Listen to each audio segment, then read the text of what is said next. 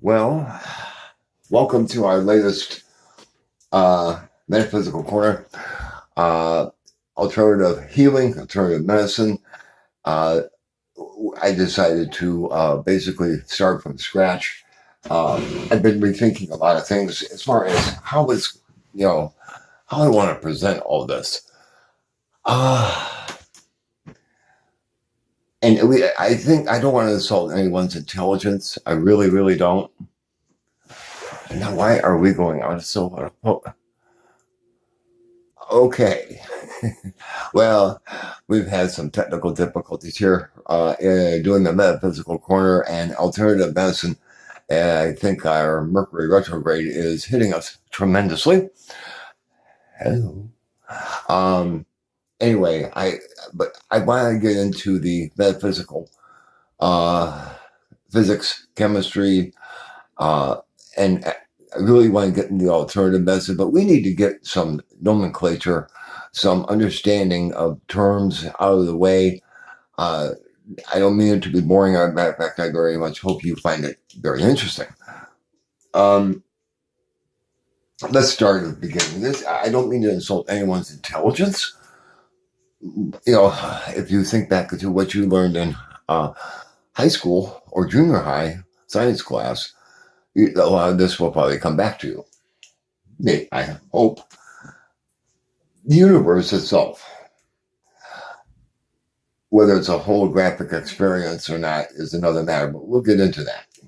And just drop it down. Hold on. Ew. Anyway, we have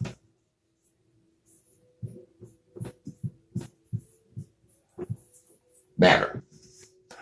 Obviously, we're talking about matter such as this board, the Earth, the universe. The amount of matter in the universe is actually very, very small as compared to the entire universe and to the entire size of it. But matter, if you think about it from the definition of that you had in junior high and high school, was anything that occupies space and has weight. That's, for the most part, pretty accurate. Then you have energy.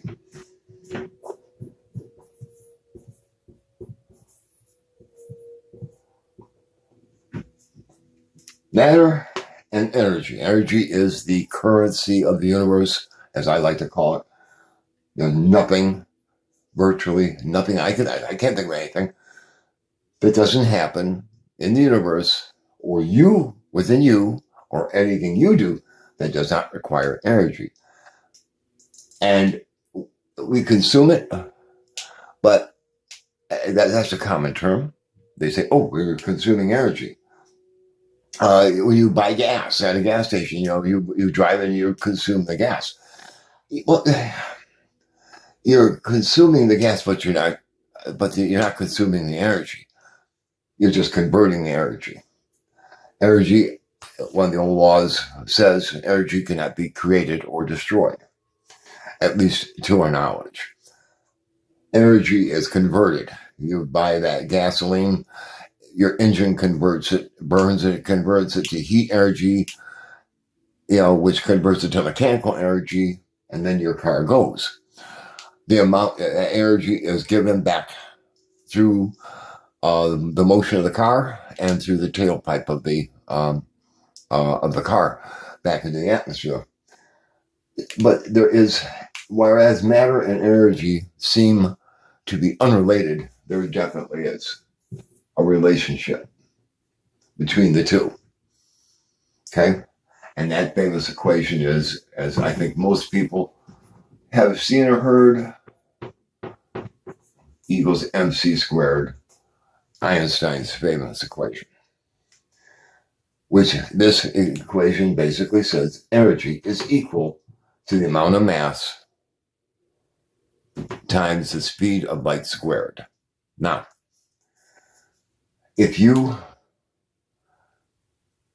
this is a total conversion. If you take a matchstick and use it to start a cigarette or use it to start a campfire, and you strike it and it burns, and you can smoke your cigarette, or you can enjoy your campfire. You think you've converted that mass totally to energy, even though you have a pile of ashes? Absolutely nowhere near it. This type of conversion happens. We are talking complete. We are talking like atomic weaponry. The weapons that were used on Japan in World War II. We've seen, most of us have seen pictures of the mushroom clouds. That was approximately 1 pound of explosives that was used, and that was the result. It's been said that if you take that matchstick and you converted it completely into energy, that you could take Mount Everest and launch it into space. That's how much energy is contained in that matchstick in reality, and all the atoms that make up that matchstick. This is something that does not happen everywhere, every time, but it is something the sun operates off of. But it gives you an idea. Is that all matter, including this board, the phone recording this, you, me, we have that energy stored in us. Where does it come from?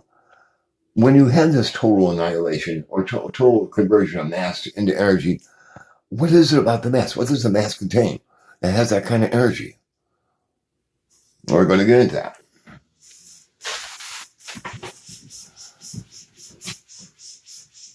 Now,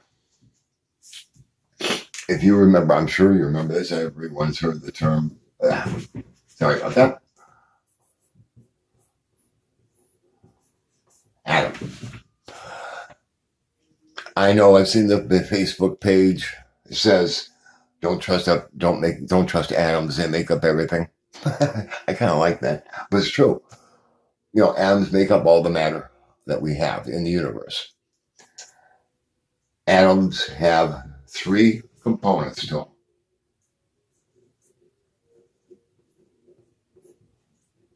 I hope this is just a refresher for most of you. But if you've never seen this before, welcome to a world of knowledge. Protons, which are plus charge. And when I say plus, it's electrical. Just like a battery. It has a plus and negative. Your AA or AAA batteries you're putting in something. They have the plus and minus. Same thing. No difference. And you have neutrons.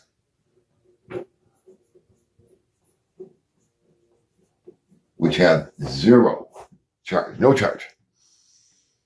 These are contained in the nucleus.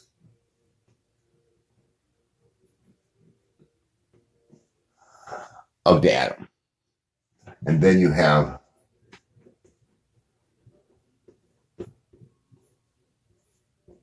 electrons, which are negative charged. Okay? Pretty simple. Nucleus has the protons, the neutrons, the plus charge is the protons, the no charge is the neutrons, that is neutral. That's why I call neutrons. And electrons, which are negative charged. These two are almost, the protons and the neutrons are almost identical in the amount of mass that they have. There's just an absolute minuscule amount of difference. They are virtually the same. So why does one have a positive charge and one doesn't? We're going to get into that in just a minute. But what's really interesting, though, is electrons. They have a negative charge, and this is equal. The positive charge of a proton is exactly equal in magnitude. So in other words, if this was plus 5 something, plus 5 volts, let's just say, this is minus 5. They're identical, but opposite in their magnitude. But the electrons are 1,837 times smaller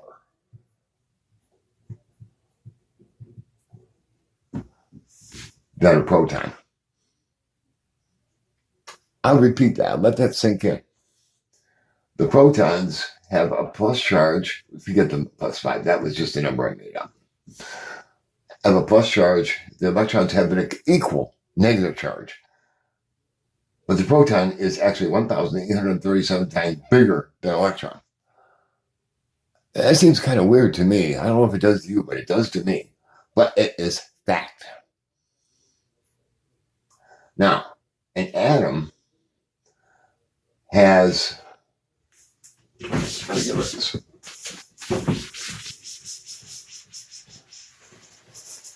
What gives an atom its characteristics? Here's your nucleus. During all this, if it helps you think of our solar system with the sun at the center and the planets going in orbit around it, that helps, even though that is not reality in the way atomic theory works, which I'll talk about briefly shortly. But if it helps you understand, that's just fine, because for many years, this is how it was taught.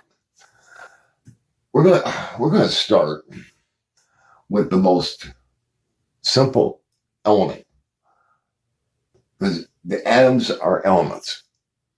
They are the smallest division of a given element. We're going to start with the most simple.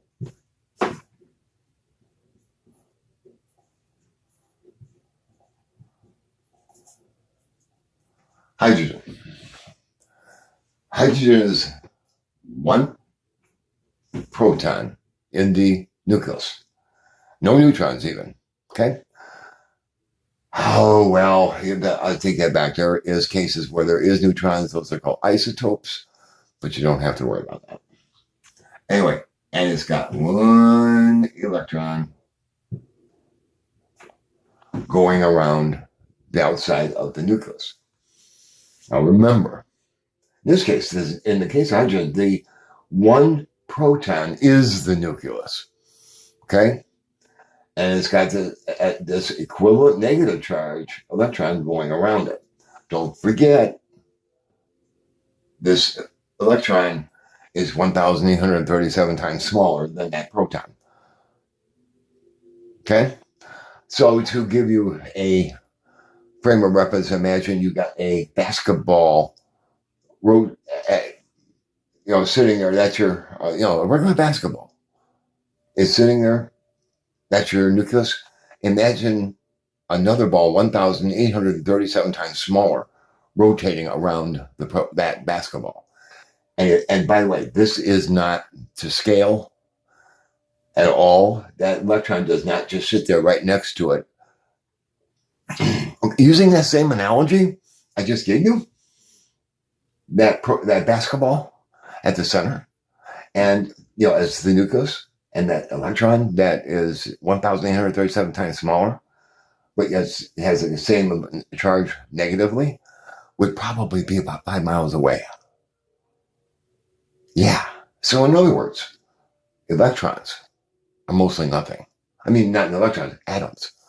Atoms are 99.9999. I don't know. I forget how many nines it is.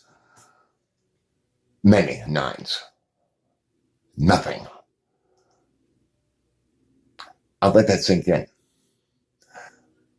Electrons, the atoms, are mostly nothing. They have this, in the case of hydrogen gas, this one proton, electron going, a great distance away, and there's nothing in between. We're down to the fundamental particles, folks. There's nothing in between. There's nothing. Which means you are mostly nothing. I am mostly nothing. Every element, every matter is almost totally empty space. Think about that for a few minutes. Just let that sink in. Now, in this case, you have one proton in the nucleus, one electron, that's hydrogen. Let's add another proton to the center and put another electron going around outside. So we got, in any neutral atom, the amount of positives in the nucleus and then the amount of electrons going around is the same. So we have 2 plus, 2 minus. It's electrically neutral. Oh, these exist, but the negatives and the positives cancel each other out. In this case now, we have changed it. We We changed it to helium gas. Hydrogen was one of each. Helium is two of each. And by each, I mean two protons. One proton, one electron. Two protons, two electrons. Okay? Same stuff. If we go to the next element, we're going to go through. I'm just trying to explain the principles here real quickly. But if we go to, and we're going to go through more elements in a future show. But let's say we put 3. Here's one of the fundamental laws of chemistry, physics, and quantum mechanics. The first shell can only hold 2. You'll never, ever, ever find that first shell that has 3. It's in a second shell. And that's where the third electron will be. In this case, 3 protons, 3 electrons, 2 in the first shell, 1 in the outer, and in the second shell. That's lithium. The lightest metal. We've all heard of lithium batteries. But yet, the protons, the lithium atom has 3 protons. The hydrogen has 1. There's still protons. There's no difference. There's no such thing as hydrogen protons and helium protons and lithium protons. When you get up to, like uranium, it's got 92 protons in the nucleus. These protons are no different than protons in hydrogen. It's just the amount. In other words, the amount of one of the fundamental laws of all this, the amount of protons in the nucleus determines the element. Why that is, I've never heard an explanation. Why is it that I go from 1, I had hydrogen, I go to 3, just 2 more of the same thing, and a couple more electrons are going around it, and I'm talking a metal. I find that kind of amazing, but oh well. Here's the deal too. As far as this distance I was speaking of with the electrons from the nucleus, in that first shell, that distance is fixed in every atom. In every atom, no matter how complex it is, how many protons and electrons it has, that first shell will have 2, and it is the same exact distance from the surface of the nucleus to that first shell. You will never find an electron here, nor will you find one there at that distance.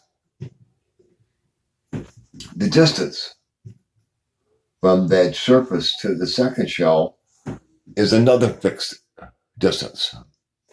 You will never find one here. You will never find one there. Why this is unknown, except that it is. Here's one of the most amazing things. That's why this gets into what they call quantum physics. Quanta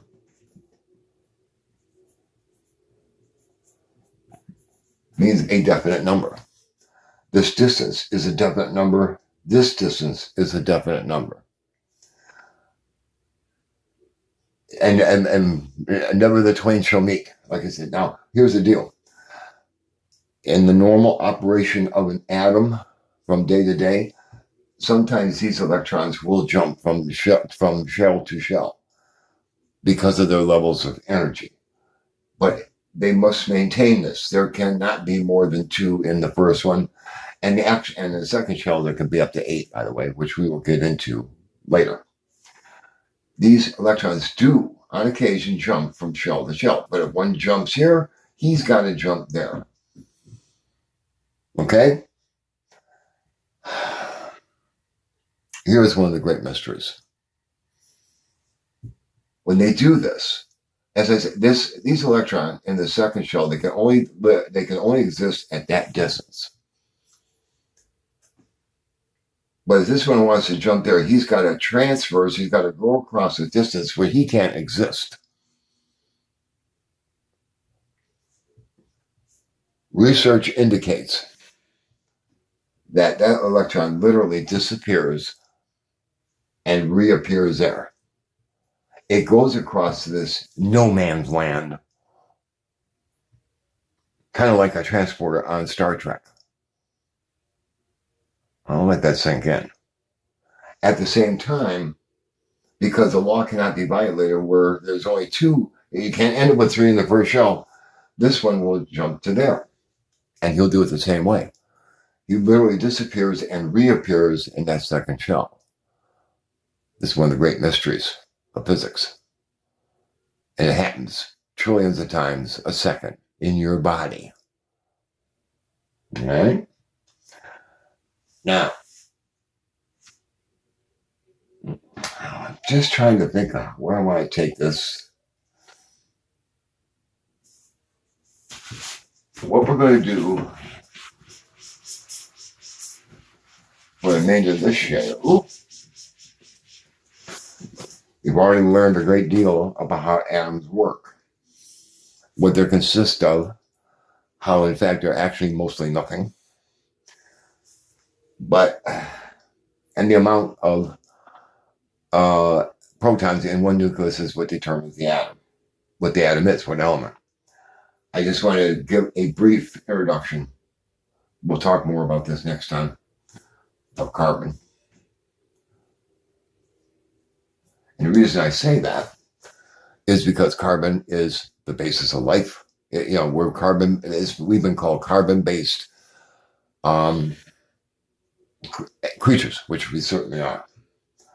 Because carbon makes up many of at least part of many of the chemicals that make us what we are.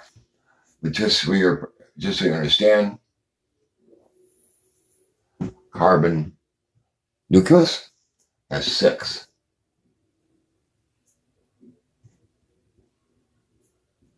Six protons. So it has how many electrons? 6. In the first shell, you have 1 electron, 1 electron, and so we go to the second shell. And we need 4 more. 1, 2, 3, 4. Negative, negative, negative, negative. What we're looking at is a carbon atom, 6 protons in this nucleus. It also has 6 protons.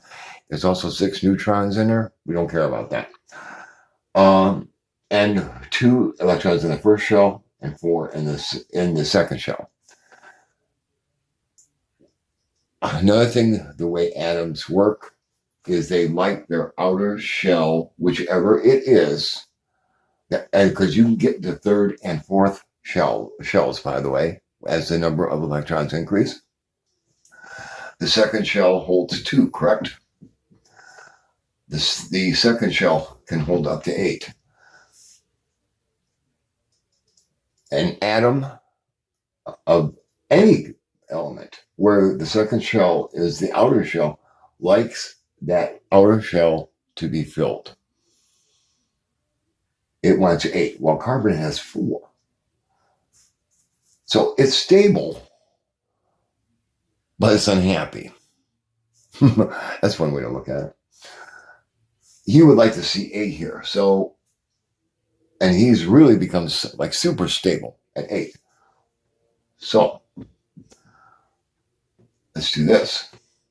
Here comes a hydrogen atom.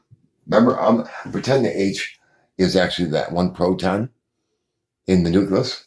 And he's got his 1 electron that goes around it. Oh, comes part of that.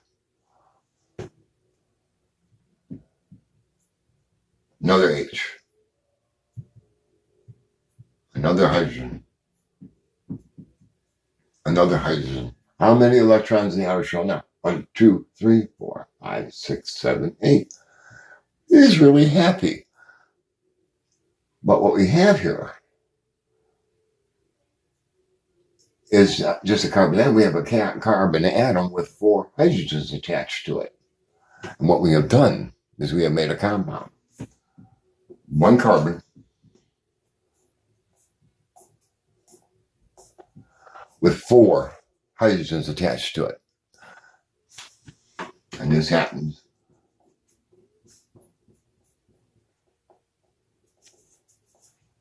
methane gas. And that's what it looks like. Methane gas, of course, is basically natural gas. The natural gas you burn in your home to keep yourself warm. That's what it is. Now, how I want to end this, though, is remember we did that total conversion of energy, of mass? Where is that energy coming from? If you remember, there's a law that says, likes attract, or opposites attract, likes repel, kind of like a magnet. Remember, you bring a magnet, the plus and minuses, bring 2 norths or 2 souths together, you can feel the repelling. But if you got a positive and negative, they just suck each other up, together. Here, wait a minute, we got 6 electrons. These electrons will actually space themselves equally because their electrons are all negatively charged, and they will actually repel each other to the point where they're as far apart as they can get. Okay? These 6 protons in the nucleus don't have that choice. These 6 protons are on all top of one another. They're touching each other, yet trying to get away from each other with tremendous force. How is it that nucleus stays together? One of the fundamental laws of physics. It's called